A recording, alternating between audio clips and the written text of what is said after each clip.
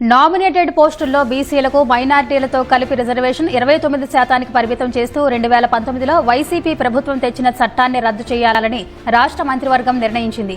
BC, SC, ST, minority వర్గాలకు జనాభా దామాషాలో రిజర్వేషన్లు కల్పిస్తూ కొత్త చట్టం తీసుకురానుంది. రాష్ట్రం యూనిట్గా రిజర్వేషన్ అమలు చేయనుంది. ఎన్నికల్లో ఇచ్చిన హామీ మేరకు బీసీలకు 34% రిజర్వేషన్లు కల్పించాలని చంద్రబాబు నిర్ణయించారు.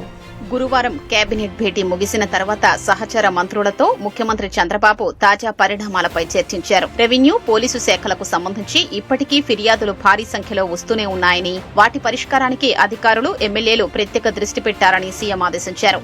భూ వివాదాలపై అప్పీళ్లు తహసీల్దార్ తర్వాత డీఆర్ఓకి వెళ్లేలా గత ప్రభుత్వం ప్రవేశపెట్టిన విధానాన్ని రద్దు చేసి గతంలో మాదిరిగానే తహసీల్దార్ తర్వాత ఆర్డీఓకి వెళ్లేలా నిబంధనలు మార్చాలని నిర్ణయించారు. భూ వివాదాల పరిష్కారంపై ఇన్ఛార్జి మంత్రులు దృష్టి పెట్టారని సీఎం స్పష్టం చేశారు. బోగస్, ఫేక్ రిజిస్ట్రేషన్లు, బోగస్ పాసు పుస్తకాలపైన దృష్టి సారించారని ఆదేశించారు.